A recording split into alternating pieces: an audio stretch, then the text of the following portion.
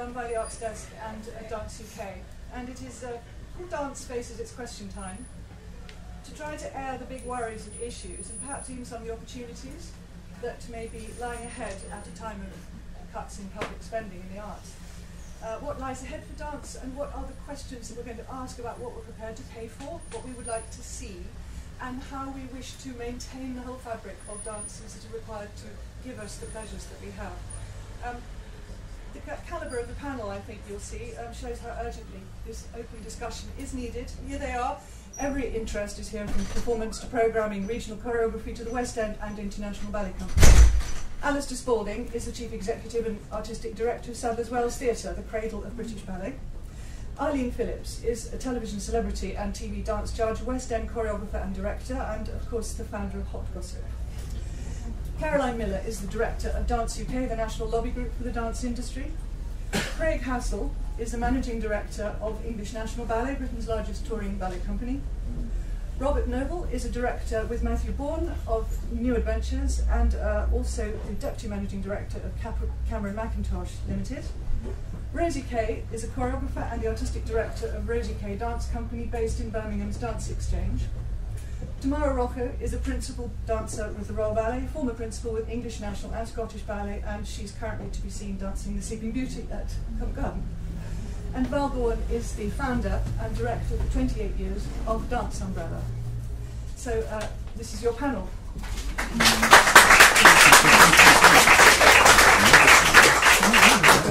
I'd also like to thank the very distinguished audience for being here, many of whom have supplied questions. And could I have the first question, please? And it's from Jeanette Siddle, who is the former Director of Dance at the Arts Council. Just stand up so you can see. Yeah. Every one of you on the panel today has made a real and positive difference to dance. So I was just wondering, if you could have one dance wish today, what would it be? Just for the sake of the online transmission, I'll repeat it. Every member of the panel has made a real difference to dance. If they could have one wish today, what would it be? Val, should we start? Only one. I woke up one morning a few years ago and I heard on the radio that suddenly all galleries and museums were going to be free because the British public had a right to have access to works of art. And I thought, damn, why can't they have equal access to dance and theatre and performing arts? Because the problem for me at the moment, and now I'm retired, I can't afford to go to it. Not all the things I'd like to go to. It's just become too expensive. And I think that does put people off. So it would be great. I don't want it to be free, because I think that's maybe going too far, but I would like it to be affordable. And occasionally we've got near it with Alistair at Sadler's Wells, where the Jerwood Foundation founded all those prom events, and people went for £5. And there were people who'd never been to Sadler's Wells before, and they were prepared to stand, as they are at the Albert Hall, and it was fantastic. And there were people who were asking me the way from the Angel, so you knew they hadn't been, you know. And that was a fantastic initiative. It lasted a bit, but you know. Craig. At the risk of sounding like Oprah Winfrey, I think it would be good if there was a world where dance was reintegrated into the culture of our society. It's odd that dance is seen as an elsewhere art form. I don't understand why that is, and it's probably more the case with dance than most other forms. I don't understand why. We all go to weddings and dance. We love dancing. I mean, the big dance has been a fantastic success in integrating dance back into the everyday life of people. And I mean, I work for a ballet company, so ballet is one of the most guilty forms in terms of an elsewhere art form. And we spend half our lives trying to do what you're saying about, to make it accessible and affordable and available. And I wish it was more so. I guess that's my one wish. Rosie. My wish is for the future generations of dancers that we could abolish tuition fees, because where a risk taker is going to come from if you're already crippled and thwarted and saddled with debt, never mind the actual profession that you're going into, if you're even starting with so much debt, would all our talented people choose to go into dance, or is it going to be just the domain of the privileged? Tamara. For me, it's the National Institute of Dance Medicine and Science that is just started with one baby that want a stop for anyone that practice dance or is interested in dance to go have help with rehabilitation from injuries, prevention of injuries, to do really good research into injury prevention, all kinds of support system that dancers don't have today from their health perspective. Eileen? I would like there to be an understanding that dance, which is done to music, which helps people access right and left, will be understood that it is something that develops intellect. You have an understanding of the way your body works, but the most important thing is it makes you feel good. So I want every morning in every school throughout the UK to start, it doesn't matter if it's only 10 minutes of gathering people together and dancing, because I think for the future of this country, it's going to be a huge help.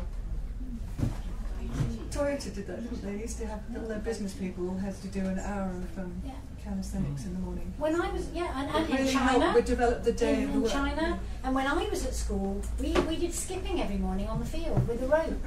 Oh, I hated that. And now dance to music. 10 minutes, that's all it takes. Alistair, your wish. Well, Rosie's sort of beating me to it, but actually, even before the tuition fees, I think at the moment there's a real threat to people who are thinking of going to do dance before they get to university stage. Because there were grants to enable that to happen, to go to a CAT scheme, and they're slowly dwindling again. And I think what that really does, it's not, and we've seen it already in some of those schemes, there's a great diversity of people from all sorts of social backgrounds and ethnic backgrounds, and that's going to slowly stop happening again. And there's going to be one kind of person who's able to go through those schemes and come out the other end. And that doesn't feed into the wonderful diversity that we have in dance today, so that's my wish, that investment keeps happening. Robert? Well, I think sort of follow on slightly what Craig said. I think dance, my great wish is that dance is seen more seriously. You know, in the commercial sector, I think still dancers are seen as the lowest rung of the ladder. I think that is still the case. I think it's depressing that people still don't quite understand, you know, the mastery of a choreographer that has to start with a clean piece of paper, doesn't have a play right to write the words, you know, to be able to direct the you know, they start completely from a clean piece of paper. And I think perhaps we also, as the dance community, have to look at ourselves as well and say, why still after so many years is dance still regarded as slightly lower than the other dance forms? And certainly somebody who's come very much more from the theatre background and then going into commercial theatre, and then luckily coming into dance slightly later in my professional career in terms of working with Matthew Bourne, you know, I'm still absolutely staggered at how much we're not seen as, you know, one of the major dance forms. We know it's one of the fastest growing dance forms, but we need to be looking at ourselves. Why aren't we getting that across to all of the petitioners or practitioners or whoever we deal with? Why are we not achieving that? Does anybody have an idea why it is in this audience? Why it hasn't got that status? I have an Anybody? idea. I have an idea.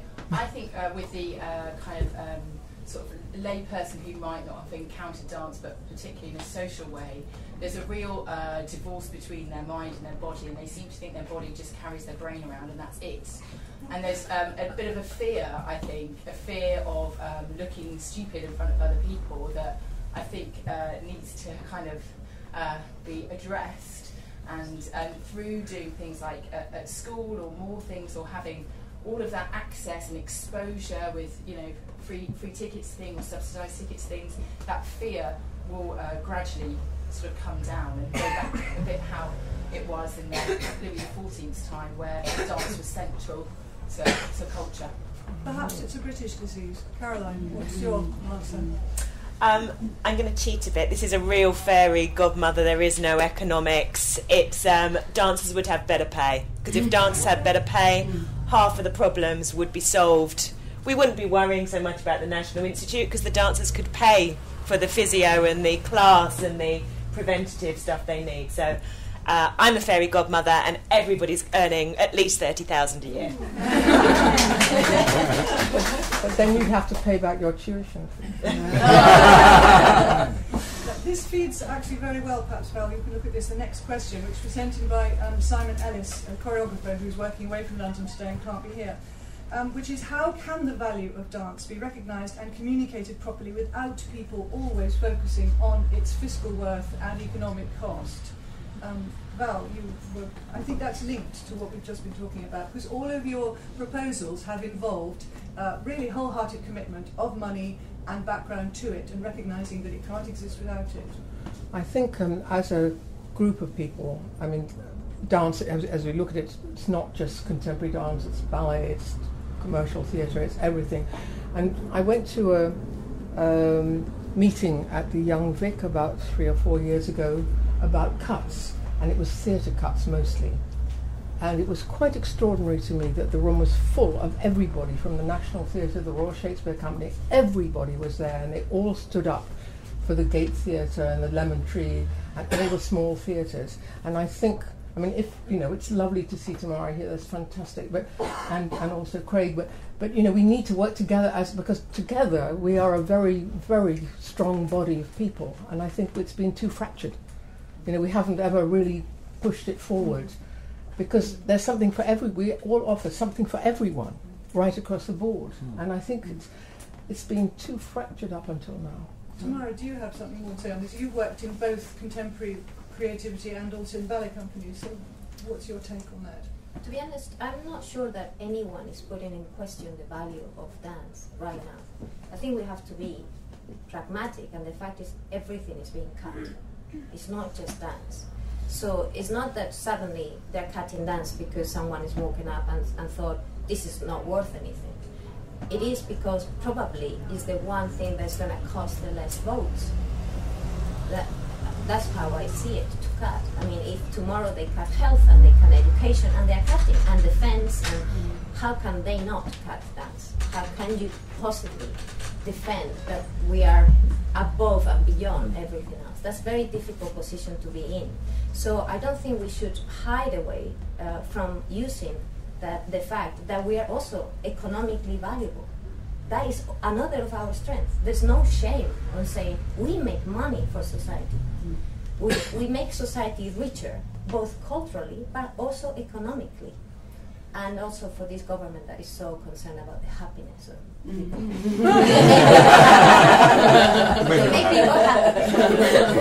That's really a very good argument. Does anybody else have an idea about how to convey the value of dance in a way that does not always involve financial matters? Please. Dance is a preventative measure, because if people danced in the morning, like Ms. Philip said, there wouldn't be so many medical problems around, and there wouldn't be so many problems, psychological problems around, because dance it's healing after all, if the mind and body are connected. So dance should be conveyed more as a preventative measure to the other problems, and that's why we should invest more. Hello? Hi, I think I agree with Tamara that it's a very particular moment in time, economically and politically, and it isn't the time to be saying dance needs no money now. I also agree with Val that we are better when we're together, we're stronger when we're together, and I think Dance UK, for instance, has done such sterling work getting us together. I think we should continue on the path that we are on, working together to talk about dance in all its wide, wonderful diversity and what it can do, and make sure that we're as ready as we can be when times do get better, because they will, that we are well placed to receive and do well with the money that there is available. So to show that we are well organised and proud of what we do. Craig? Yeah, and I think actually we're more together as a sector than most other sectors in the arts. I mean, classical dance and contemporary dance, we're not really competing for audiences. And I mean, with the ballet companies, for example, we all meet once a quarter and compare our schedules and make sure we're not falling over each other in the regions and in London. So we already work together pretty closely on a practical level. artistically, I don't think, again, we're vying for the same audience, so I don't think it's either or. And I mean, things like big dance, again, I just see it as a great example of how dance as a form is a really unifying thing, and it can work really, really well. I wouldn't say the same for opera or even theatre necessarily, but dance, I think we're on the right path. We're not there yet, but I think we're in a good dance place. globally is one of the biggest activities the world has ever known. And look at football. Look at the money that is being made by football. So, and I actually agree with Val. Dance is fractured. It is fractured because there are so many different forms, and those forms don't seem to come together. That's why it feels like everybody has a small little piece of the pie.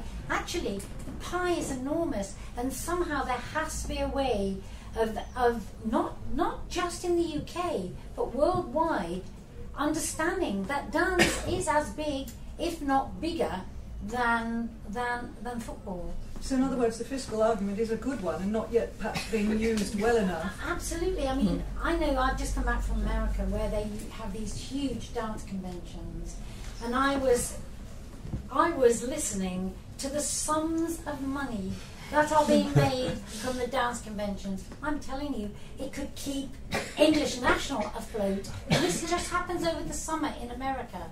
So in terms of money and how one uses that and gives it back to where it's needed, I don't think we're looking at that.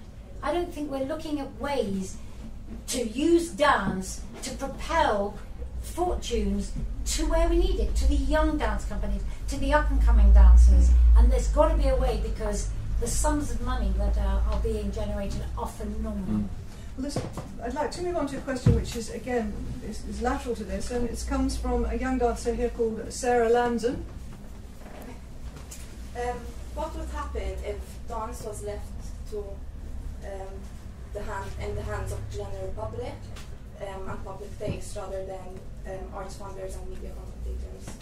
Yeah, what kind of dance would result if it was left to public taste to decide, rather than, and indeed private patronage, you might say, rather than arts funders, structures and media commentators? Let's try over here, Robert. You work in the commercial sector, yes, you know better than anybody. Well, yeah, it's quite a difficult one to answer, I suppose, because I'm not quite sure that situation would ever happen here. And I think, I mean, even though a lot of people would say that Matthew Baldwin, again, just talking about him, was we have to be very commercially savvy. Nonetheless, we need subsidy to actually create the pieces. Most of the pieces can then be delivered without subsidy once they've been created. So it's a slightly difficult one, really to answer. To be honest, I'm afraid I'm going to slightly dodge it. I'm not sure. Totally, really. I'm not sure. Of course, you then have the big musicals. They continue to run, highly successfully as they do. I'm not sure Craig probably be able to answer better than me in terms of what would happen to the ballet companies if you had to simply live on private patronage. I think if you go towards the model that you're talking about, which is little to no government funding, private support, reliance on box office, you're talking about the model that exists in the United States. You have almost no funding from government, tremendous patronage from foundations, trusts, individuals, corporations and so on, and successful seasons at the box office compared to our companies here in the UK. But the major difference is the tax breaks. The tax situation is completely different in the US to the UK. And so if that was the way government is sending all of us, then they have to follow with tax breaks that support philanthropy in a really serious way, rather than just a nod to it, which is what we have at the moment. But Alistair, you have to do a considerable jousting act at Sadler's Wells between the work that is good box office and the more experimental work. How do you feel it would go if you had to give up public subsidy effectively and rely entirely on fundraising? Well, I mean, it would look a totally different programme, there's no doubt about it. So, I mean, we sort of cross-subsidise, from some of the more commercially successful things, and then pay for the things which do need the subsidy. And the point is, they do.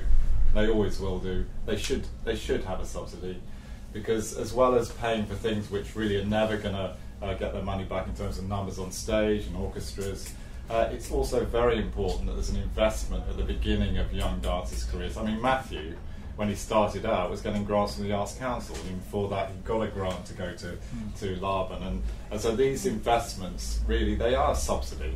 And they should be they're at the beginning, because then, of course, when not everybody becomes a Matthew Bourne, when they do, then they start to feed back, and it's a sort of semi-commercial situation now with him. So it's also really about the beginnings, and that's another worry I have at the moment, is that we're going to see, I mean, right now, we're not seeing the effect. In 10 years' time, there's going to be less talent around for me to present, and the whole thing is going to be in jeopardy. So it's making sure, like Val said, that we also support the younger companies as a sector and make sure that they're still feeding them, literally. And Rosie, you're at the sharp end of this. How would you be altered, your operation, if you did not have subsidy to rely upon? Well, I mean, I always think, for me, I'd probably dance alone in an empty room and make up dances. It's so integral to my way of assimilating the world, of understanding any processing. I think what you have to do as a young person running a company is you've got to be really entrepreneurial. We've gone from kind of art houses with a very serious piece of work to large-scale productions on a railway, to little bespoke commercial corporate works, to working in digital arts, creating work with HD cameras, so you get inside it. So I'm constantly sort of striving to think of new ideas, that it isn't about selling the work, but it's about connecting with different people that might offer money in different ways. So that's crossing from, say, just the straight G4A Arts Council to then the digital sector, to then the kind of installation sector, to the outdoor. So you're always, whatever the situation is, if you really want to create, you will find a way to do it, and you'll be entrepreneurial about it. Val, Dance Umbrella could never have existed without the assurance of public subsidy. Not only here, but abroad, of course, too. No, it couldn't at that time. And when we started, I mean, the subsidy was not large. We're talking 5,000 here and 5,000 there and whatever. But it was, I have to say, tremendously exciting. That's why I feel like Rosie, it will go on one way or the other. It's just that it will, subsidy made it happen much, much faster. And that's what I valued. Wouldn't have been possible. Has it made it better? Has it made the quality of the dance more creative, more radical, better to watch, more fun for the audience? Or has it made it much more accessible to many more people, that's for sure. But otherwise it would have been just in small rooms performing to your friends. I mean, that's really not the object of the exercise. But that's what would happen. And then you get somebody like Trisha Brown who decides to take it out in the open air and do it on the roofs of buildings in New York. But that was pretty desperate. And she said, I wouldn't have done it, only they wouldn't let me in the theatre. I mean, it's not a choice. You wouldn't choose it. I mean, that's the thing. And I feel that I just have a horrible vision that we'd end up with a whole lot of programmes which are all about competition and dance marathons and things like that, because since I've retired, I watch more daytime television than I should, and you realise it's completely formulaic. I mean, even the cookery programmes, first of all you get MasterChef, then you get Junior MasterChef, then you get Celebrity MasterChef. I mean, the whole thing goes on, you just think, no, this is not creative, and now we've got Chief Executive Goes Underground. that one, that's absolutely hysterical. Anyway,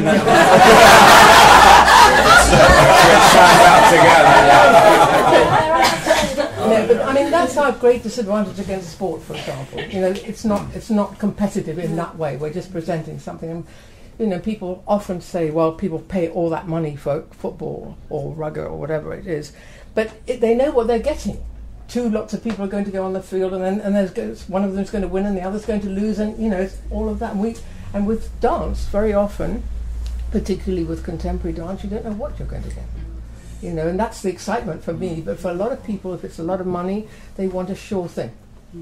Does anyone in the room, are they prepared to have an argument for dance without subsidy and Blue Sky's thinking whereby it is turned entirely over to individuals to back it?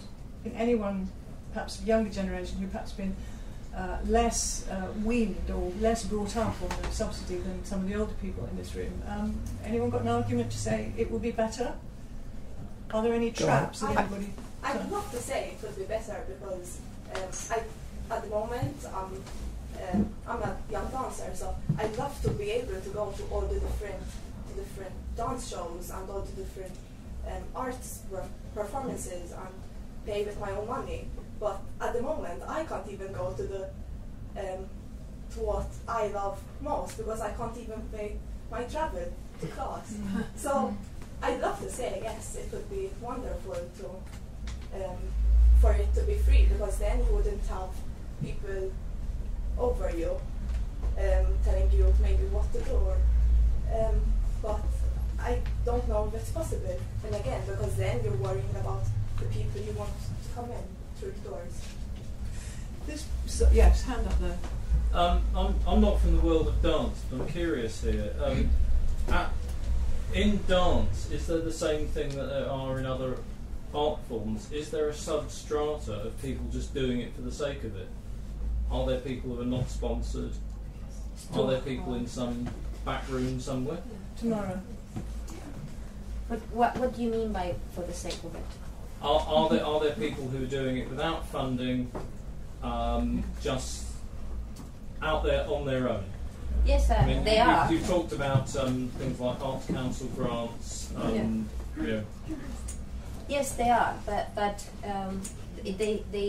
they actually the amount of people that access that work is extremely limited because you don't even know that exists, and I think that it's a very dangerous ground to take because I agree with Alistair. The truth is, corporations and private funders don't want to take risks. They want to take their friends to a very safe show that ends well. And that is not and that is not going to offend better than a football match. And it's not going to offend anybody, and that is a great celebration of their economic success of the year. That's what happens. And in America, it has translated, in my opinion, into the death of any artistic vision. There is no risk taken in the great ballet companies. There's nothing new being created. It's constantly Swan Lake, Sleeping Beauty, Romeo and Juliet, and I love those ballets. I do them all the time myself. But unless we invest in new unknowns, there will be no future Romeo and Juliet. There will be no future Swan Lakes. There will be no future for the arts. I'd just like to say that Peter Schaufers lost his funding a year ago. He runs a company without any funding at all. So it's all production based, which is left, the dancers to stay in shape, but that question comes later. But it is possible. Yes, but let's be honest. What he pays you is indecent. But it's then for the public. We need to be careful where we're going. Because of the question with the public choosing whatever they want to see, it has to be unique. We don't go and watch performances that are not unique. So it's, for the public to want to watch something, if they come and watch private companies, then maybe they should get the funding. I think there's an interesting point, because I think when I started, I was making work maybe just with the promise that there would be a performance off it, someone would offer a theatre for free. And so when you start, you draw in your friends, you beg for space, you do work in a completely unsubsidised way. Now, as you have to go through various gateways as a contemporary choreographer. Something like Choreodrome, I think, verges on the exploitation as well, because you're asking your dancers to work for free. There's certain gateways that you have to go through. And I think you're touching on a really interesting point. As a choreographer, sometimes you have to ask your friends or your dancers to work for you for free. You try to make sure that you don't exploit them, but how else are you going to get a good idea off the ground to show it to someone who might believe in you, who might produce you, who might take you to the next stage? So you're kind of constantly playing a balancing act, and then hopefully you get to a stage you go, no more, I'm not going to take advantage of anyone ever again, I'm going to pay my dancers always decently, or I'm not going to do it. But that takes a while to get there. I think that happens in any, again, theatre. If you're working in a small-scale theatre company to begin with, may not have any funding. The actors, don't get paid. I think, if you are in the arts, generally, this isn't just very specific to dance. It's very specific to all other art forms. I think what's happened is, if you look back, and if I can go in terms of my experience, I think 10 or 20 years ago, dance world was the most protectionist, horrible place that one could possibly have worked in. there was actually very little support, I think, amongst the dance fraternity. People actually, you know, even though Craig says, which, you know, there are meetings now between the ballet companies which are all very supportive, but I cannot tell you how I think dance was very inward looking. You know, if you were in any way bringing in big audiences or big numbers to dance, I think, and again, I'm talking quite a long period of time ago, you know, that was kind of slightly poo-pooed at. And I think, you know, what has been great over the last 10 years, looking at positive things, is things like Alistair's done at Sadler's Wells in actually creating, you know, a real dance house for contemporary dance and for dance companies, which has never been in our kind of world before. And therefore enhancing dance and raising the profile. And the only way, guys, we're going to get more, you know, I'm not saying get more money from Arts Council or get more money from trusts and foundations or whatever, that will then help exactly what Tamara was saying about the young dancers and improving the very base of dance. I don't think, I'm afraid, it's all about pay. It's probably obvious that I would say that. I think it's actually about the dance fraternity really coming together and saying, you know, this is what we do. Now we've got to make a very strong case as to why we did. Theatre did it 5 years ago. Visual arts did it 5 years ago, when admittedly, as the lady said, you know, there were good times. Now it's bad times. Everyone's going to be suffering for the next 3 or 4 years. Unlikely that that's going to change. But unless we as a group of people are very clear about what we're doing in relation to dance, I tell you now, theatre and the other art forms will be walking all over us. And I do feel that, I really do feel that very strongly, that's been happening over the last, and it's got better, you know, but it's an issue, a real issue. But dancers in terms of pay are the lowest. I agree with Caroline. And the other thing is, also you're saying about, well, what you get paid is indecent. And I know, because of shows, I know what dancers are expected to do that no musician would do. They're expected to do charities, they're expected to do galas, they're expected to do everything, rehearse for it, play, go here, go there, do everything. I mean, and of course, every dancer in the West End thinks they're so fortunate that Equity have now given them a wage they can live on. Yeah, they can live on it if they live out in Ilford and travel home by bus every night from the theatre. They cannot live in the West End. They cannot afford cars. They cannot, you know, but they do get a living. They do get a living wage, and I know economies are low, but they're not.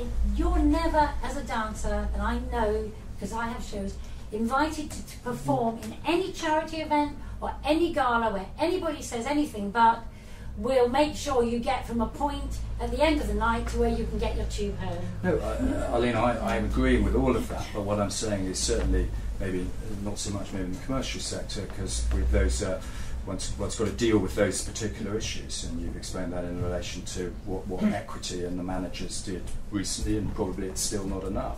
I'm just saying generally, unless we as a group don't come together and fight some of these issues together, you'll never change what is happening down at the bottom area, not the bottom area, sorry, the experimental area, or the area where young choreographers, you know, Matthew Bourne has just instigated, you know, we are putting together a fund, £15,000 to support a young choreographic award. Now that's obviously very good that we are doing that, but with there ought to be more of that sort of thing going on, and I think we are not as a group coming together enough to fight on all of those issues, because the other, what you've just said, the other art forms, I think are better at it, I have to say. We've actually got a very good lobby group, actually, sorting itself out. Can I just say something about public taste, and if it was just put to the public, I mean, we might actually come off better than we thought we would. I mean, Arlene was just telling me about an appalling situation this morning at the lineup of the key figures for 2012, and that there was only one dance name, and there were 5 or 6 film, 5 or 6 music, 5 or 6 whatever. But if you look at television and you look at those talent contests, what is it that the public chooses? The public chooses the dance act over and over and over again. And they're the dance act that doesn't come from the subsidised sector. They are the dance act, they're the people making work, they are the new art form. And we didn't choose the panel today by being representative of art forms. We did it by people that we thought would have different opinions from different parts of the sector. But Kate Prince, who's the director of Zoo Nation, who's on Dance UK's board, sent me an email saying, why is there nobody from hip-hop on the panel? We are an established dance form now. And she's right, you know, that maybe street dance and hip-hop, in terms of public taste, will be the new thing in 10, 20, 50 years' time. And when we have a prime minister or a high-up person who has been one of the men or women who, when they were 18 or 19 now, was in diversity or whatever their street dance group they're in, and they're in a position of power, the thing that they will be having in their number 10 reception will not be Oasis and Blur and the rock concert thing. It will be their street dance mates and generations that they'll be celebrating. So we can only hope that we'll get there that way. Yeah. Question at the back. I'm a contemporary dancer. I've always done contemporary dance. I've never done really hip hop or anything, and I would never say I was a hip hop dancer. And I don't get the same enjoyment as doing hip hop as I do contemporary. So if it does go that way, then where does it leave other people like me who prefer to do contemporary? Where does it leave me in what I can do with my life? Do I have to go and do hip hop when it's not really my favourite thing to do? Because that's the thing that's new.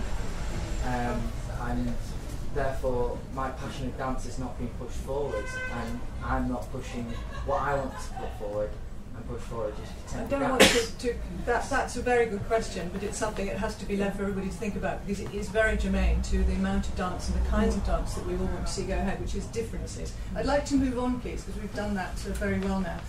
It's about ballet, and it's about ballet taste. It comes from the Ballet Bag, who are a blog that probably many of you know, and naturally have emailed their question, and you have to stay here for this one.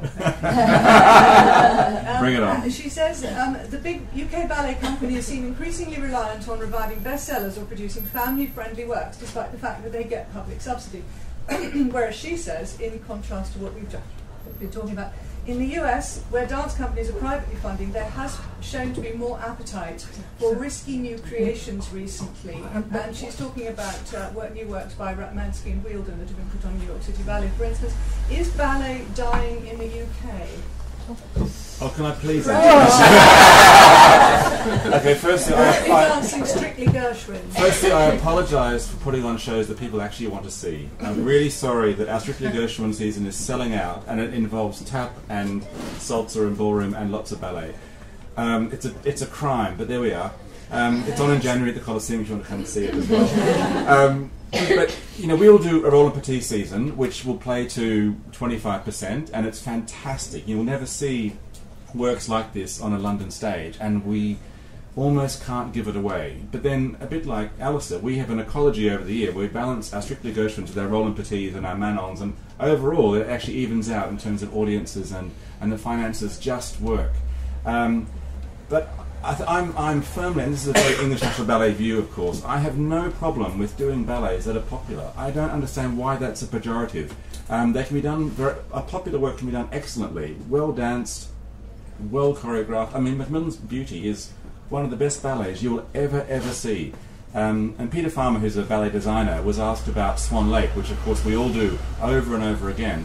And he said, it's funny, you know, people always say, why do you always do Swan Lake? And my answer is always, because it's a very, very good ballet. That's the answer. And if it's danced well, it's a wonderful night in the theatre. Well, that's not the be-all and end-all, but that's one part of what we all do. It goes back to the ecology point of Roberts. You know, we all do what we do. Just to answer the American point, though, I've just been in the States talking to New York City Ballet, American Ballet Theatre, and San Francisco about how they do what they do in terms of engaging orchestras and dancers and trying to work out how they do what they do with no government funding because of where we're heading in this country. And it wasn't a rosy picture at all artistically. New York City Ballet lamented that they are the keepers of the Balanchine legacy, and it doesn't really pay. I mean, financially, it's difficult to sell. They do Swan Lake and Nutcracker, which sell out. And it's almost a dirty little secret. They do these ballets because they make money for them. And they have the same ecology as us, but it's more extreme because they don't have the cushion that we have of government support, which allows us to take risks. Even companies like us can take risks. In our world, Roland Petit is risky. That's not the case in your world. But the risk taking is fundamental to the funding ecology, and you can't separate the two. I think it's tremendously important. And the American model is not an aspiration. It may be an unfortunate result of where we're heading. It may just be a temporary one also, that they happen to have Ratmansky there and Wielden who can do it. But tomorrow, you're in the best funded ballet company in Britain, if one of the very best funded in the world. Should it be expected to be part of its duties that it actually advances ballet rather than constantly grooming a public audience that is only raised on endless one legs, as great as they are? It's like only reading Dickens or only reading Jane Austen. Well, I agree with Craig entirely. I agree that those pieces of work survive for a good reason, and the audience go to see them for very good reasons. However, it is my personal opinion that in an organization that has that cushion, you ought to take risks. But the responsibility lies entirely on the artistic directors. It is not in the funding bodies. It's not for them to tell us how to spend that money. And it's very good that there is an arm's-length policy where they don't tell us how to spend that money. So if we want to look at why these companies are not putting on more creative programs, it actually is an artistic decision or a personal of an artistic director, and that's the person that has to answer for the programming that is being seen in these companies.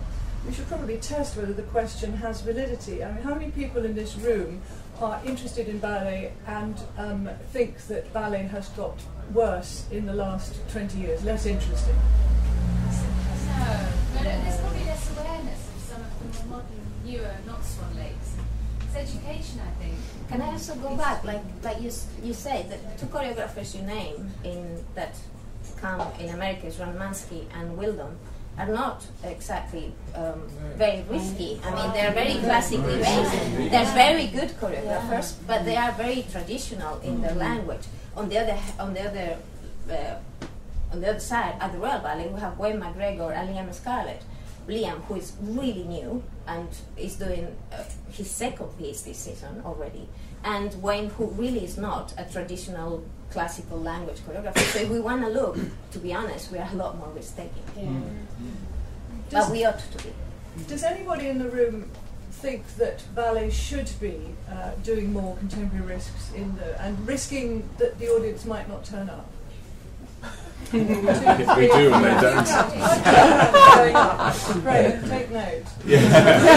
How can you ever say though that an audience won't turn up? Having watched Wayne since he first started his company and knowing what he does and knowing the way he has evolved.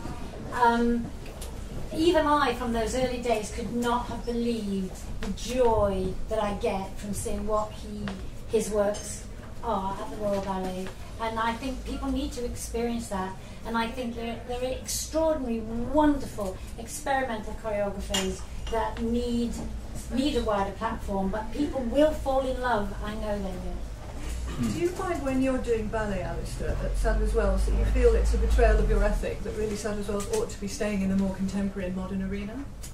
Oh, well, I mean, if you look at what we do in terms of ballet, we tend to stay away from the 19th century repertoire because that's seen, enough in London. So we try to tell the other side of the story, which is that ballet there are ballets from the 20th century, quite good ones, and we try and do it that way. I think, my own personal opinion is that there is a bit of a crisis within the art form. It's not to do necessarily with funding, it's many other things. And I think, that the ballet world should be looking at what goes on within it in order to make sure that there are more than just Chris Wielden or Liam Scarlett. That there are many people making new ballets and exciting works, because in the end, that translates into good box office, because Wayne's always very successful. But of course, Wayne came from a contemporary background. So I think there is an issue in terms of the creativity, and I haven't got the answers to it, but it seems like, there isn't a kind of excitement coming from within its own ranks that there should be. Can we move on to the next question, which is from Corinna Chute, a dance teacher from Berkhamsted. Good afternoon. I'm going to read it simply because I need to make a slight change on it. Many towns and cities are cutting their culture budgets, but the Arts Council and politicians seem to be hoping to pass the arts back to the regions. Looking ahead 5 years, would it be best if dance did stop being so London dominated? Val? Well, I think there's something to be said for a critical mass, and I think that's why New York, London, San Francisco, Paris, and all these places are indeed hubs, because it's a very good atmosphere. It creates a competition, all kinds of things like that. Having said that, I worry about the regional thing because it's a bit like the NHS. You know, the government gives it out to the then it's nothing to do with us anymore. They make their decisions, and if they decide it's not worth it, then it's gone. And that's happened to a lot of not just companies but theatres who've been subjected to savage cuts. I mean, that obviously affects the companies because where are you going to go? But but the government has said, oh, it's not us, we didn't do that. But they did really. So I worry about that, putting it all out. So not a good thing. I don't think so. Rosie, you're out of London, in Birmingham, which is not that far away, though some might say it is. So I have a different perspective. I mean, I'm lucky in Birmingham, we've got a real dance community there. We've got the Hippodrome Theatre, which programmes good stuff. We have the Dance Exchange, which is where I'm associate artist. We've got Birmingham Royal Ballet, we've got quite a few sprinklings of independent companies. We've got a really small little eco-culture kind of there. And for me, it was a savvy decision basically to go there. I love London, I trained in London. It's a really great place to go and see work, but in terms of like nurturing and long-term development and being able to kind of grow and experiment, I felt that it was the right decision to kind of be based outside of the capital. And I think there's other cities that have great places as well, like Leeds has a really good kind of little system going on, Newcastle, lots of places have it, and there are lots of really good choreographers that are based outside. Doesn't mean we don't care about London and we want to still be part of it, but in order of like that quiet development work, it works for me.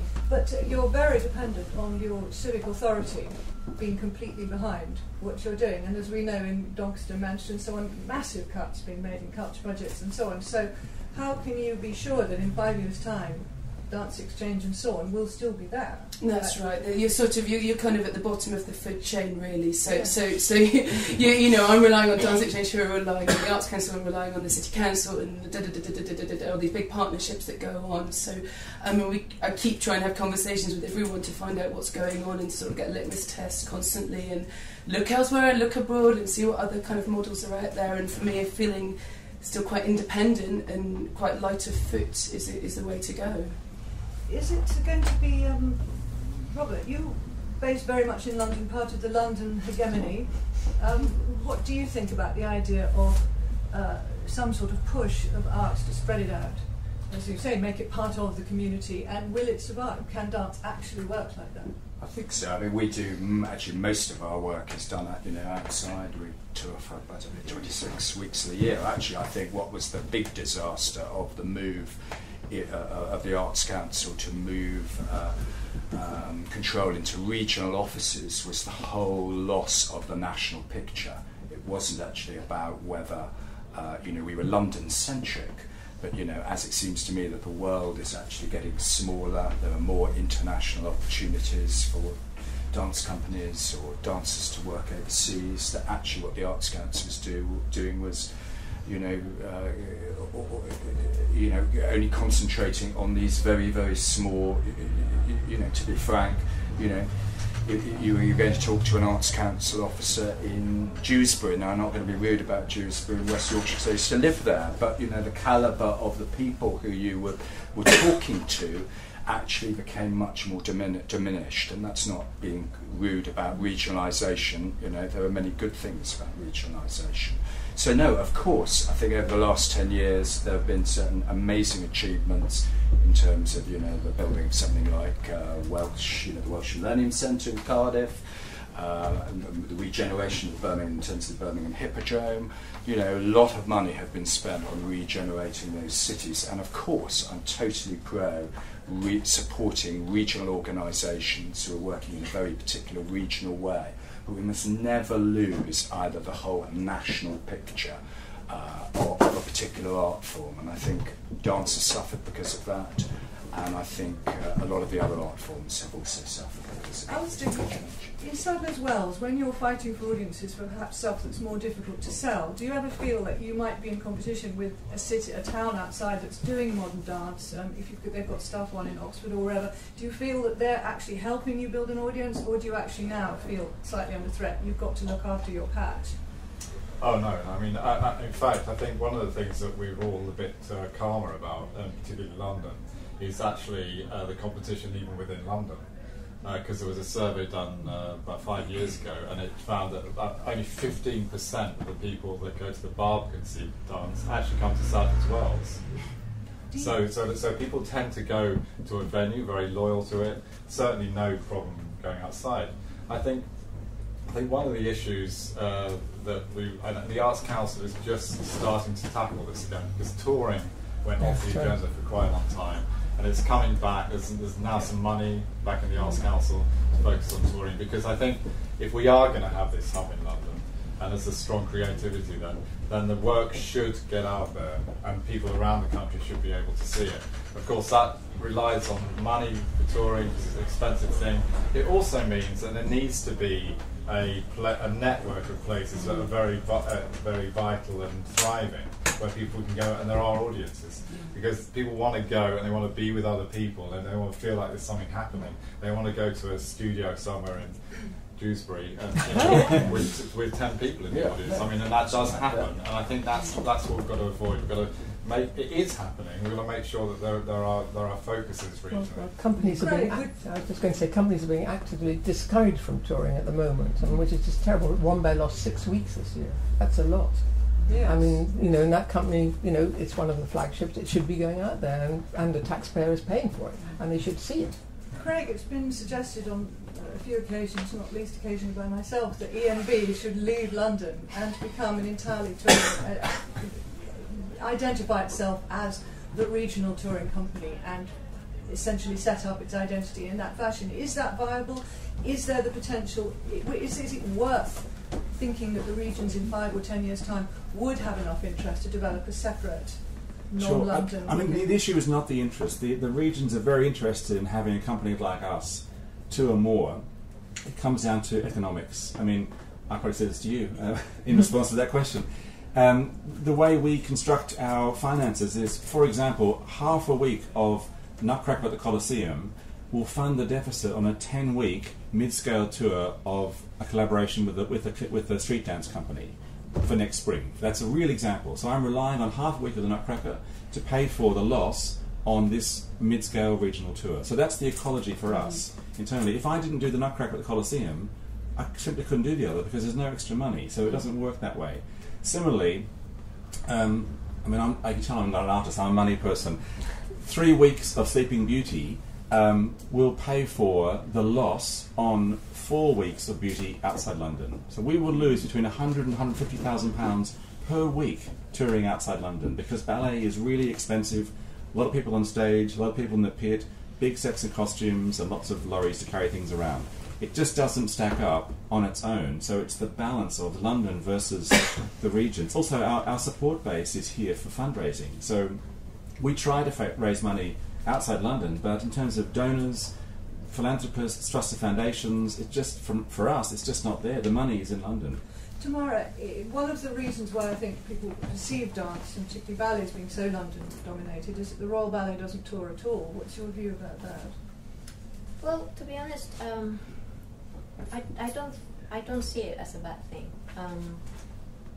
I think there is Northern Ballet Theatre, Birmingham Royal Ballet, Scottish Ballet, and English National Ballet touring, and they do a very good job of it. And I'm not sure they will be very happy. If we wouldn't be very happy. No. We went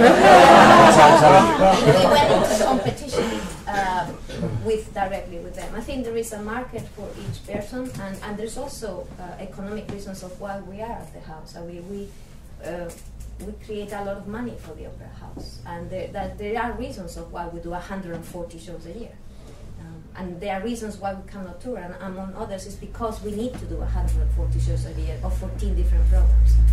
Does it make the Royal Ballet, though, very inward-looking into purely the London pool in terms of what it puts out, perhaps? I mean, Arlene, what do you think?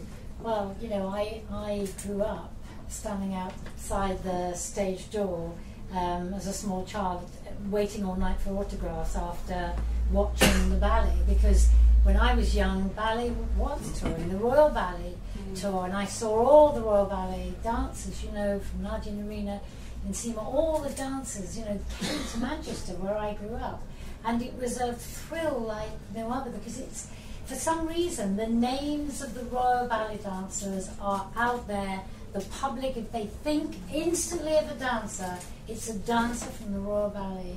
And I think, even though I know about setting up a competition and all the expense, I think it would be incredible if the Royal Ballet could take in some of the cities, maybe not in Birmingham where there is a dance company, maybe not even in Manchester, but there are places. It would just be, I think, incredible. I think it's really important to tour. I mean, we were just on a two-year tour of our last work, and how a piece 65 Soldiers goes down in London is completely different to South Shields.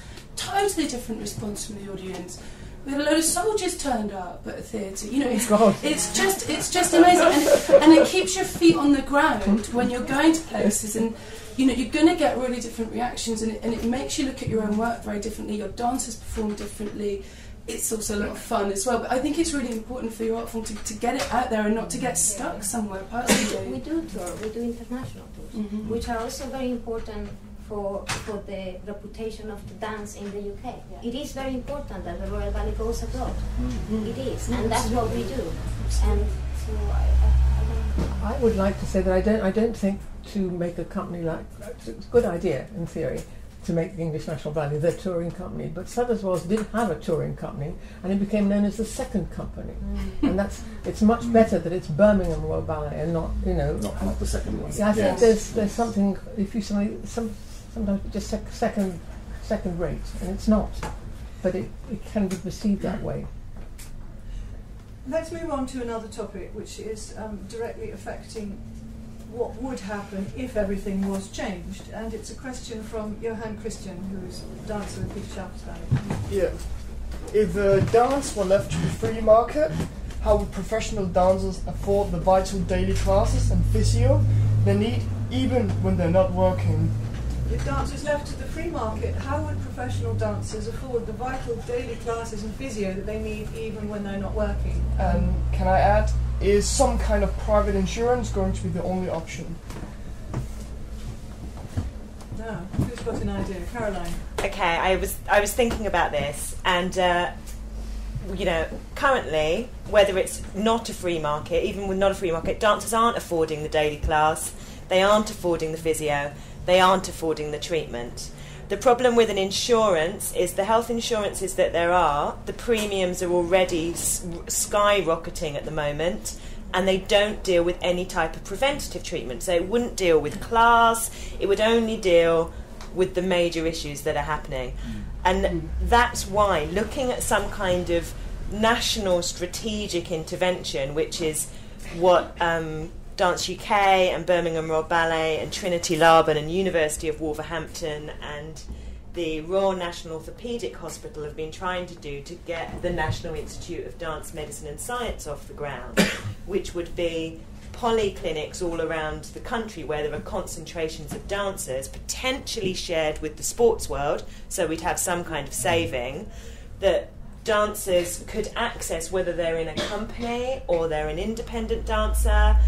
But to be honest, it's an expensive long-term goal. I mean, I was talking to Helen Laws, who's the Healthier Dancer Programme manager, before I came here today, and she said that her and Dr. Emma Redding, who heads up Trinity Laban's science department and their kind of Pilates centre stroke clinic there, they were doing some very rough calculations of what it would cost to have some kind of membership that dancers would be able to access and get some kind of therapist advice when they were there. And it's expensive to do. You know, even that would be the equivalent of a gym membership monthly. And not all dancers can even afford that. So I don't think the free market's going to make it any better. It's not working as it is at the moment. But just looking at the classes in itself, because that's the most vital thing for a dancer, would a scheme like a charitable scheme would be like, let's say, if I pay in £45 a month, then whenever I'm unemployed, because there has to be a cut-off period, they would then pay for my professional ballet lessons 5 times per week. Within that, what do you think about that? I think any scheme that helps dancers do what they do, and however that is funded, is incredible. But I have to say, I've worked a lot in America, and the thing that actually shocks me in America is, whether it's from musical theatre or from the classical dance companies, in musical theatre, where you always start with a class at 10 a.m, at 9 a.m, all the dancers would be in doing their own class, preparing for class. I know I've worked with Antonia Franceschi, who's one of my favourite dancers in the whole world. She always does an hour and a half class before she does a class.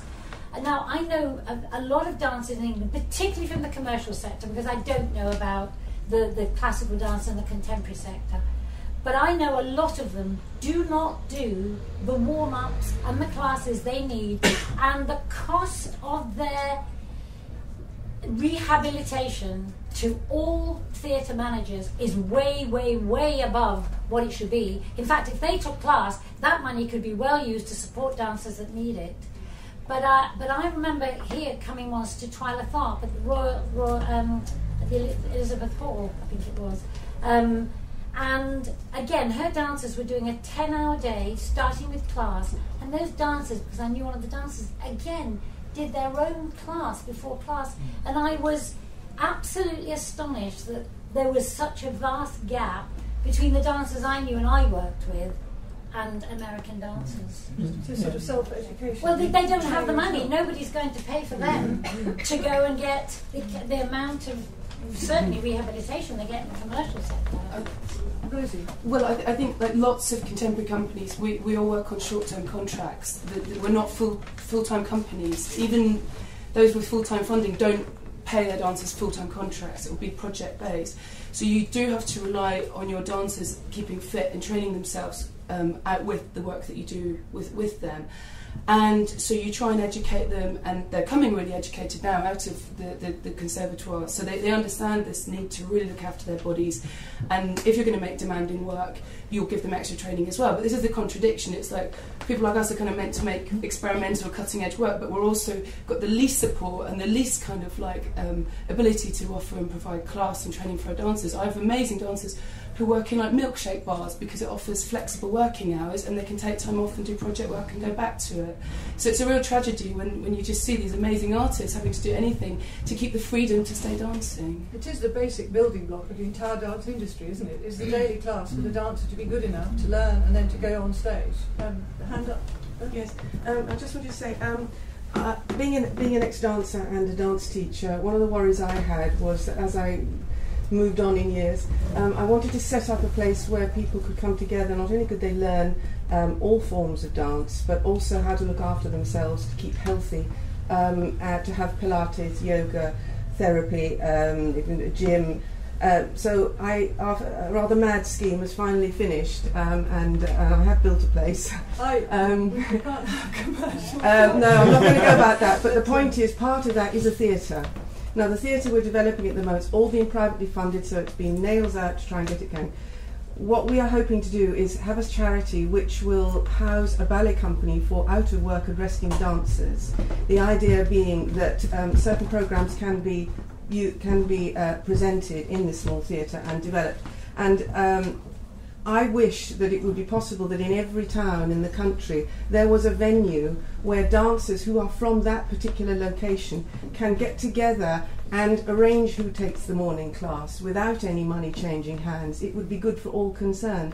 Is that not something that could be put forward on a national scale, that there could be a linking between those dance teachers who have facilities to offer this, so that people didn't have to struggle and effectively lose their talent, because that's what happens every day. No class is every day back. Yes, it is the basic building block. Tomorrow, you're involved in this new scheme for the development of this harnessing of all these things. Yeah.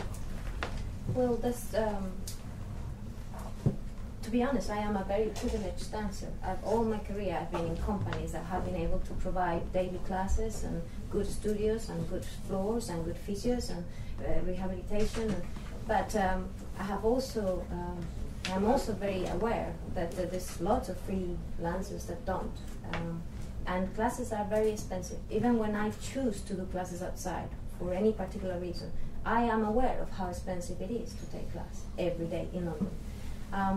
I can see that I don't think there is a lack of commitment from British dancers, at least not in the ballet world. That's what I said, not in the ballet world. And not There's in a real eagerness. In fact, I mean, we all know each other because we all see each other in these private places where you go and pay money and take extra classes to get better. I do it, and lots of other people do it, and we meet, and it's constant.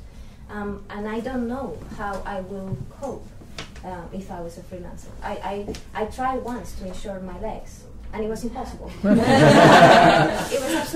was outrageous the amount of money they wanted me to pay to insure my legs. I cannot afford a private insurance.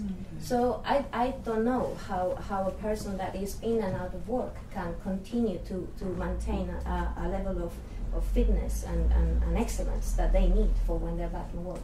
And in America, even this model of being laid off and laid on is really not sustainable for ballet companies. Because when you see the corps de ballet, you see that it's almost a hobby for them. It's become a hobby because they cannot, it is not a job, because it's only a part-time hobby. Their job is in selling houses, in whatever else. That's how they make a living. And ballet is what they love, but it's not their job anymore. So it's a sort of attitude of mind that's also changing, generally speaking. The idea that because dance isn't built into the essential part of life, it is something essentially a luxury. You can do it on the side, you can do classes, and maybe that feeds into the political will not to fund dance in this way. You self-fund the art form. And that's what I was saying to you. You are not supposed to self-fund other people's businesses. You know, it's all very well that there are private entrepreneurs that want to create art, but you are not supposed to fund that. Personally. Yes. Can we move on to, we have two more questions we make. Claire Farrow from Dance Umbrella. Yes, following Michael Gove's remarks, is dance a soft option in regard to education? I think everybody's got strong views. That's what we're going to say. Go first on that. Craig, you're I'll be very brief. No, of course it's not.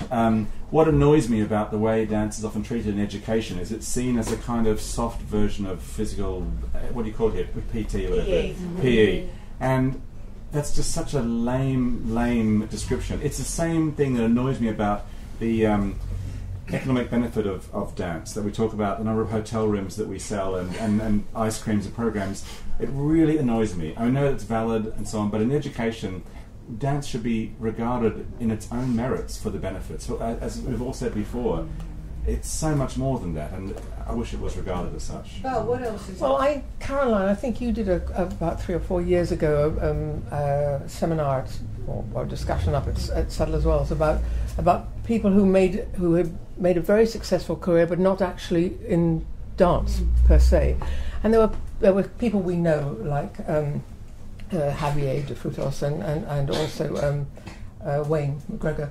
But there were a lot of people there I'd never set eyes on who were making a very, very good living working in the commercial sector or doing this or that.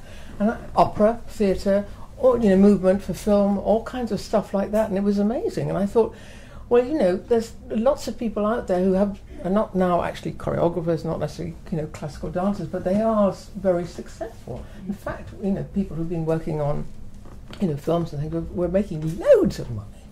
And I think dance is a really good preparation for life.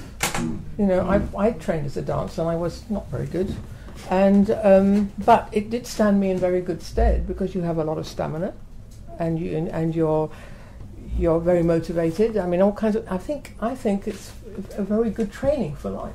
Robert, you came to dance, you say, quite late in terms of your management and so on. What's your impression of the difference between dance people and others? What do you see in their characters and types that might have been affected by them having a dance education? Well, I just think, I mean, the longer that I've been doing this, I'm just amazed by the professionalism, the integrity, and the commitment and the talent of all the dancers really that I've ever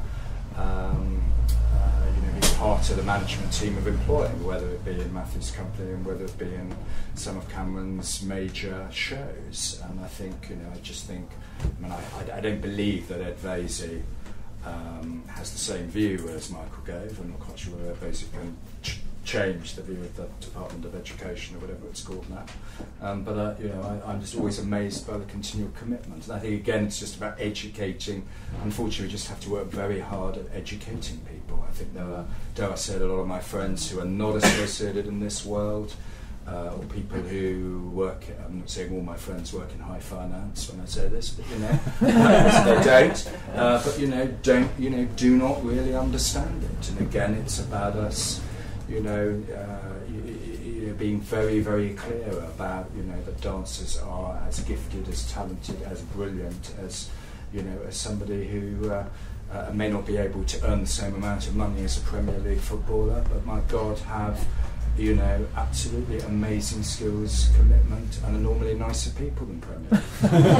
So I think, what qualities of you do you think you have learned from being trained in dance that you would wish others in other forms of education to have absorbed? I actually believe that dance develops the intellect. I really do. I think it is an intellectual pursuit. I disagree with it being downgraded, and I help. I look in schools, and I have personally a child who is what would be seen as very intellectual, and a child that needs confidence building and developing. And it was a school that I often taught in, and I was realizing that what dance was helping was children with dyslexia that could not access right and left, that could not access the brain instantly.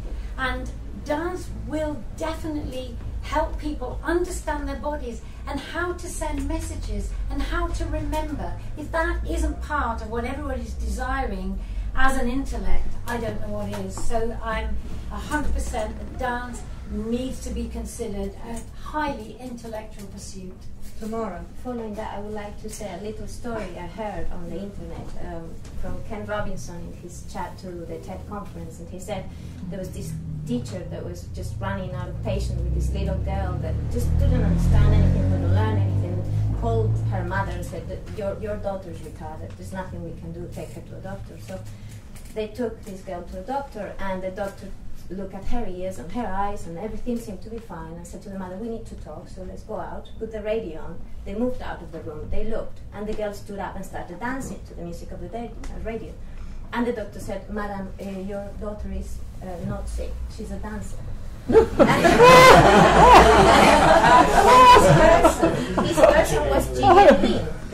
This girl was Gillian Lynn, one of the most successful choreographers of the 20th century. So I think academic studies are very good if you want to be an academic, but they are not going to create the Steve Jobs of the future. They are not. They don't encourage creativity and imagination, and art education does. So I think Michael Gove is very narrow-minded if that's what he means. I would say as a critic that having interviewed a lot of dancers and other artists, that dancers stand out for their articulacy, their clarity of thought, and their self-discipline, all of which I would have said are absolutely key qualities that everybody needs and is in short supply among many other professions. So I completely disagree with that. It's Mina, can I just add, because I think we really have to be clear big on this, because we're at risk of becoming a bit of a talking shop to women and ourselves. The Department for Education's point is not about if you want to be a dancer. They're like, it's great, do dance A-level if you want to be a dancer or you want to be an artist. Their very clear point is you shouldn't do dance A-level if you want to do an academic subject at degree. So if you want to be a scientist or you want to do maths, they are saying that we are they are literally saying the poor children, as they call them, who are being advised to make bad decisions, including taking A-level dance. And what this will mean for us in the long term is that schools will be looking at their league tables and the points they get, and they won't invest in the dance department. So any child, whether you want to be a dancer or not, I did an English degree. If I'd had A-level dance around when I was at school, I would have probably wanted to do it. But I've had made a very successful living for all of my life by working with artists. And I think it's a really dangerous point we're at. I agree. Can I just add to that, please? As Rambert Dance Company scientist in residence, but also a professor at Cambridge University, I sit on the admissions for the undergraduates applying to Clare College. And as Caroline knows, because we've spoken up together on this issue, I mean, I strongly disagree with Michael Gove's position as somebody who interviews people who are coming in to read natural sciences at Cambridge. And actually, what I look for, I want 2 science A-levels, but I want at least one other to be something different, because it shows so much more of broad picture. Now, when I was around, revealing my age, sadly there wasn't a dance A-level, but I did the closest I could do at that time, which was music. And actually, I found music one of the most challenging A-levels. But what it really did for me was help me think artistically and keep the artistic part of my brain and the movement part of my brain working, even though I was going down the science. And look at me now, I'm one of the luckiest women alive in the world. I'm getting to do both, and isn't that fantastic? and I think that, you know, they're making a big mistake by saying there's only one route to do things. Life should be about multiple options. Yeah. We'll take the last question, which was actually sent in by a Twitterer. Considering the effectiveness of the Occupy London protest in focusing public attention, is it time for dancers to occupy Westminster in order to be heard? We should actually ask if there's a show of hands if people that actually agree with that. Is it time for dancers to occupy to Westminster? Quite a few people think that. Let's start. Robert, do you think it's time for... Ask your finance friends. Yes, I don't have that many of them anymore. No, but I don't think so is the answer, but I think it just goes back to my previous point, so it's a bit boring about it, but I think, you know, there are many good things to be saying about dance, how we've moved on in the last 10 years, and so forth, and I think we just have, as a sector, to be stronger in what we want, what we need, and to be very vocal about that in relation to what are the other art forms. I'm not saying we're fighting against the other art forms, but you know, they will be very vocal, and I'm not sure that dance has. We've always, you know, slightly, I think, talked to, you know, to ourselves and not really articulated enough kind of outlets. So I wouldn't go as far as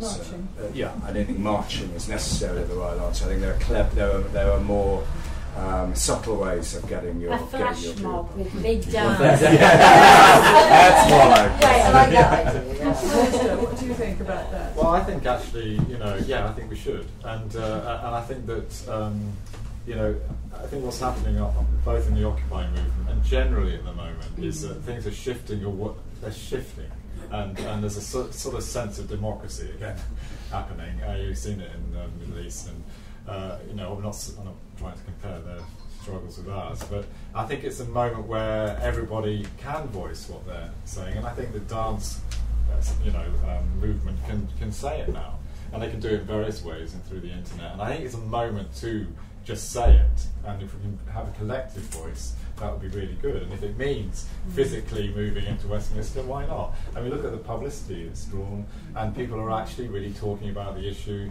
You do have to do those extreme things sometimes. So is that we're sowing a seed today, are we, of an Occupy Westminster move for dance? I hate camping. So. You don't just sleep there. I think dance in its widest form has to make a noise. I really do. At Westminster, at the door of Westminster, because I can't believe they're really aware of how many people are dancing and how much it means to so many people. Tamara, are you going to march on Westminster? Yeah. Dance on Westminster. I'm definitely up for it. On my tutor, on my point. I don't think. I mean, I don't know. I'm not sure it will be a very efficient way of doing it, but it certainly might make people talk, and that's what we need. We need the attention of the wider community, and also we need the politicians to listen, because eventually they make the decisions. Rosie. Well, in a really strange coincidence, I'm actually getting married at St Paul's in a month's time. So my sisters and her husband were road protesters in the 90s. So we think we know one of the organisers. We're going to go and say hello. This is when the march, the London dance Yeah, march. the next one to Westminster. Yeah. I think there is, I agree with Alice, there's like a sea change at the moment, and it's a questioning of values, and particularly sort of the supremacy of economic values, and sort of the little people taking the flak for the big people's mistakes, and a kind of movement against greed. And I think it's really interesting that it's put the church in the middle of that, and the questioning of morality around this, and it's really exciting times. And I think what's interesting about dance is we have different value systems. You know, we're not led by economics. We know about the well-being of mental health and physical health. So I think now it's not just going to Westminster. It's like really we're at a time like a cusp where dance. We've got the right attitudes. We've got the abilities. We've got the desire to change for good. I think it's an exciting time. Craig, English National Ballet marching. Right, storm the barricades. Sure.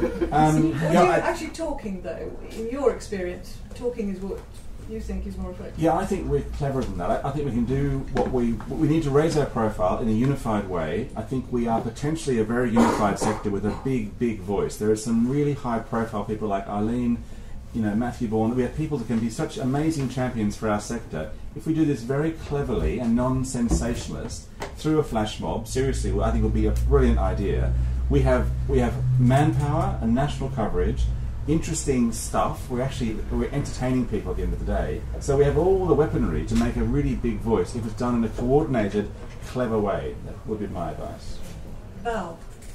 Years ago I worked for the Arts Council for 1 year, and my very first day a dance ballet company called, I think it was Ballet International or whatever, who were not being funded by the Arts Council, so they chained themselves to the railings. And their Sleeping Beauty, Peter Farmer, Sleeping Beauty. and it was dreadful, because they'd also had, they put on their programme notes, if anybody disagrees with the Arts Council, just ring this number. And I was the number. And these people all rang up, and it was terrible. But they got great coverage, I have to say this, and the Arts Council looked terrible. In fact, in that occasion, they were right. It wasn't a very good company, but Peter Farmer won't die in a bus, and he'd never been paid for the costume, so he was also protesting wild. It was quite something. But we need something colourful, like that would capture the imagination. Incite antisocial behaviour. Perhaps Martha is. I just think that if we, as the dance sectors, protest so in such a high-profile way on our own behalf, that actually isn't so good. I think it would be better if dance as a sector protests and rallies a call for a society where dance is supported as other art forms are supported, and where we have a mixed economy and a real community of the society. So I think we should fight and protest for the bigger picture where we will be supported, rather than just sort of fighting and protesting for ourselves. So we'll have marches and talk and mixed protests. And I would say, in terms of occupying Westminster, I would look at it a slightly different way, because when Alistair was chair of Dance UK and they decided as the whole sector that they wanted to do some focusing on lobbying government, what we've got today is I got 2 emails today.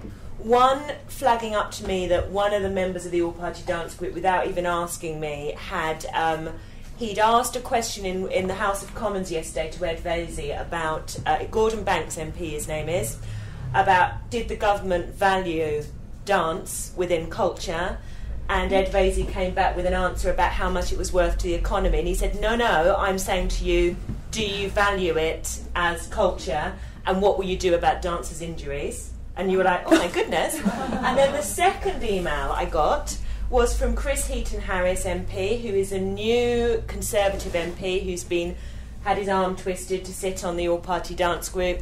And he has been, he's in a kind of charity Strictly Come Dancing thing that he was shitting himself about. And he called me, said, could I help him? And I put him together with a choreographer to help him do his jive. But then this morning he emailed me saying, I couldn't get hold of Caroline quick enough. I'd like to have a lesson on Tuesday at some point during the day. Can you find me a teacher on Tuesday at some point on Tuesday near Westminster? So if we carry on occupying Westminster as in charming them, meeting them, talking to them, telling them, the little bits come through, but it's a long game. It's always a long game. Personally, I think as well, it's not just about raising your profile just in a general sense with performances and things like that. I think one of the most exciting things about dance is its transformative power, and seeing sort of somebody like David Allen Harris rehabilitating child soldiers in Sierra Leone. I mean, if you go and hear him talk, unless you are very cold-hearted and inhumane, you cannot help but be really, in a nice way, seduced by that and the power of dance. And I think a lot of MPs, particularly Nick Gibb and Michael Gove, they might go and see the Royal, which is great, but we need to get them seeing Dance United's work or Jumpstart the Move's work, or actual getting to the nitty-gritty where you've got somebody who might not have come into dance at all, who might have gone through something horrendous in their life and has been able to cope and adjust better through the power of dance. I mean, that for me is really where the magic is.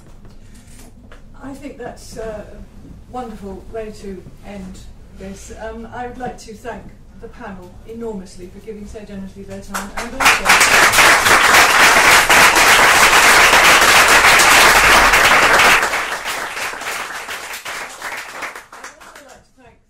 audience for coming, many of whom have come a long way and who've asked such marvellous questions to stimulate such a marvellous, fascinating debate that I hope is going to be very useful. And I would also like to add my thanks to the Riflemaker Gallery and Top Taylor, who's given us this wonderful atmospheric gallery, which I hope, if it's your first time, you are going to come back and explore further. It is the oldest West End public building, I think. The oldest building in the West End. This is a Georgian building. This is pure Georgian. Isn't it lovely? It's and original. Like everybody in this room. I would like to also particularly thank Dance UK for working so hard to help bring this event together and to organise everything. And now, please, if you have time, please do enjoy a drink and a short conversation before you all have to go. And thank you all very much indeed. Thank you.